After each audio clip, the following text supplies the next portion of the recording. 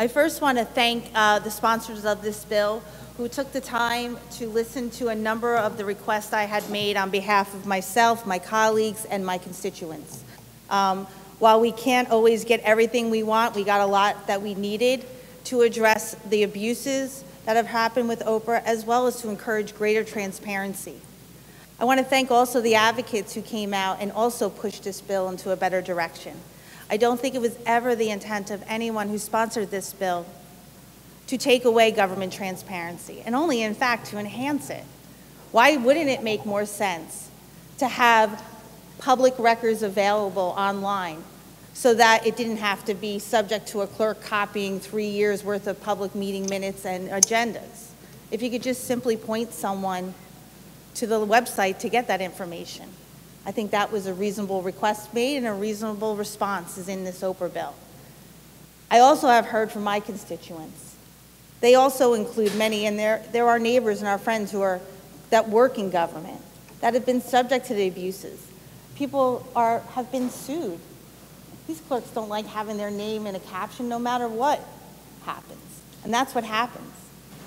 And there's been a lack of predictability of what happens when that case goes to court. I am a lawyer who has been privileged to serve as a lawyer for the public.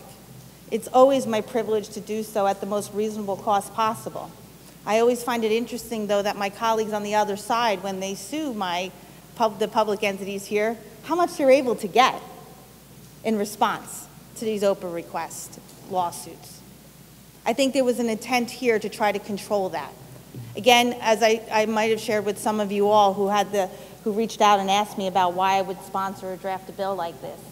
As a lawyer, I find it difficult to predict and advise clients on what the answer will be if you take the attempt and deny an OPRA request. What's going to happen when you go to court on that if there is a lawsuit? We have, up in Bergen County, I was in receipt of an order from a judge fining a public entity $193,000. Who's paying for that? In addition to attorneys asking for in excess of $500 and $600 in attorney fees. My answer is, who's paying for that? It's the taxpayers.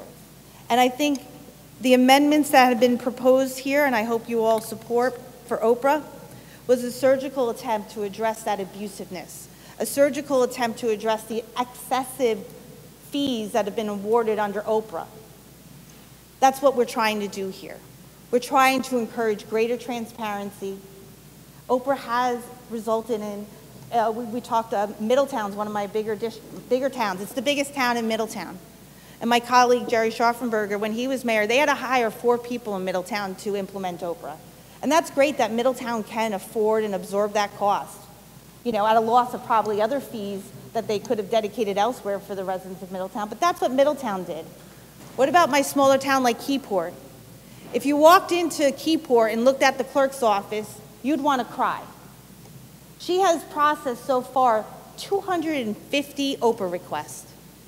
That's 250. This one little clerk, she's very tiny, who works really hard and diligently to get responses to that. And just imagine, 250 requests by this time of the year.